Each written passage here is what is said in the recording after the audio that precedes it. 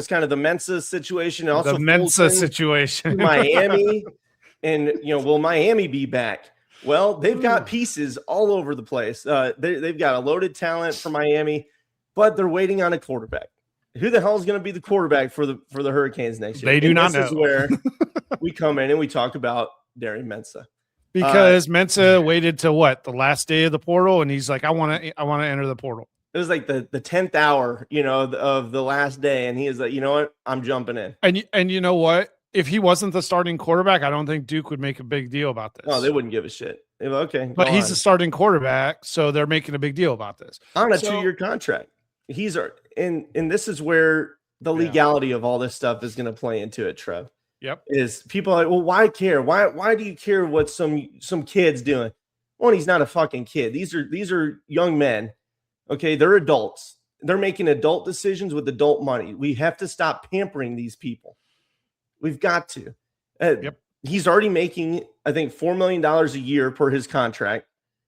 He's got, I think, the revenue share is a part of it too, just like what we saw with Damon Williams at Washington. Yeah, but his was pure revenue share. Yeah, so they're like, hey, that's why they could stop it. That's why they were able to stop it. The Big Ten contract on that really, I think, saved Washington's ass, and they don't want to go to court, the players. So now Mensah, they're like, hey, you can't do that to us. Like, we had no time to go and find a top end quarterback to replace you. Well, that's where I have the issue that Duke is like, but we didn't have time. Man. Yeah. So shut the fuck up.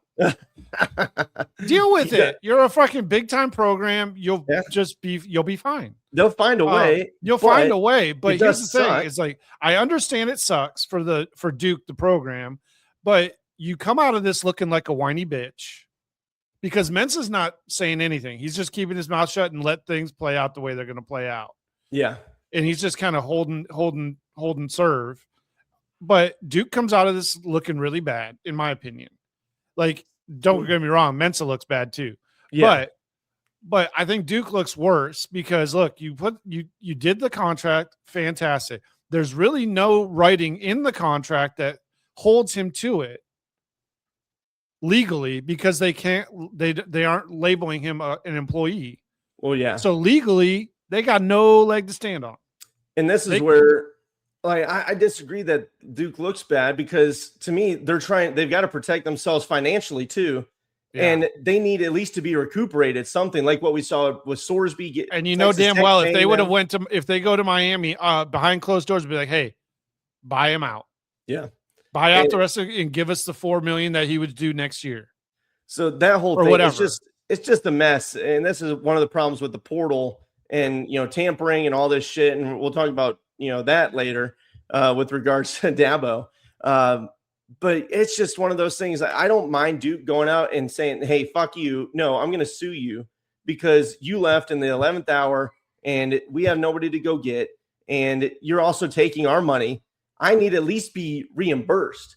So the judge even was like, hey, look, he's allowed to enter the transfer portal. Yeah. However, he's not allowed to commit anywhere. So he's sitting there waiting. Mensah he can't commit for a decision from the court to say, yeah, you can go wherever you need to go. Yeah. So there's a temporary restraining order on that. And Duke's, they're just battling it out. And I think that's the important thing here is the legality of it all needs to find some left and right limits. So I don't mind the schools challenging these players and these agents, because most of them aren't agents either.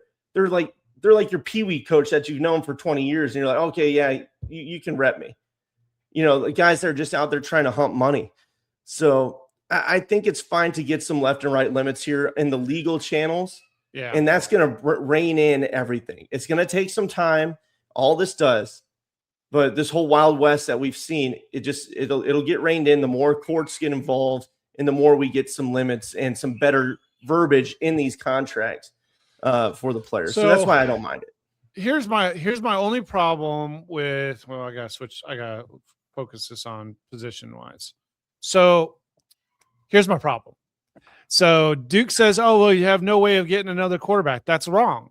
Because right now there are still quarterbacks that have not, they're just sitting there waiting. True. They kept their name in the portal and have not signed with another. So like we have Parker Navarro from Ohio University that could step in. he's actually got a good skill set that what Duke wants to do. He is. He's just waiting on eligibility, unfortunately. But yeah. But I'm just saying, like, for example, like there's some quarterbacks that there's serviceable quarterbacks that could run your offense. They're not going to be Darian Mensah. Don't get me wrong. Right.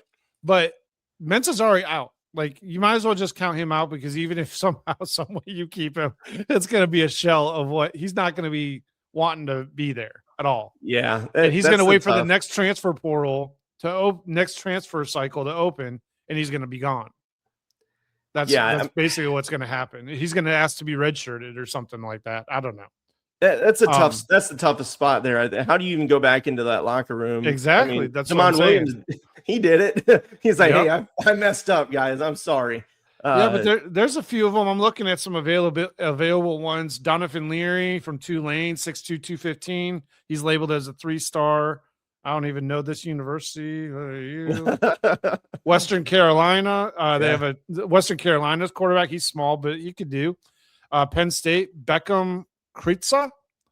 Penn State quarterback. He's still in the portal. He's 6'5", 199 pounds.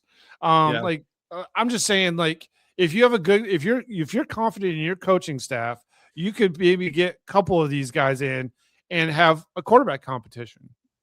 Yeah, that's my only argument to them saying there's people there that they're not that level though. You're not going to get that level. You're fucking if he entered earlier, he could. You're fucking Duke. Oh, shit, they got Mensah already out of Tulane. There was plenty of fish in the sea. That's why they're like, hold on now, come on.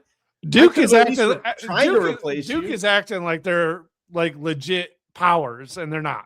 Hey, they're ACC champs, baby. Come on now.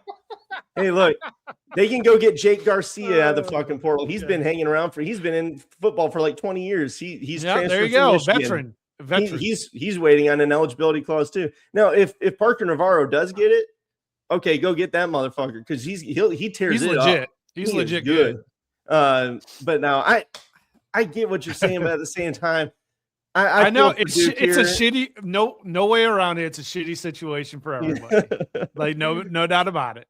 Oh my god. However, there are avenues that Duke can take to go get to fill their quarterback room with a bunch of talent and see what they can turn it into, and just hope something happens. I'll say one other thing on this is they can't attack Miami.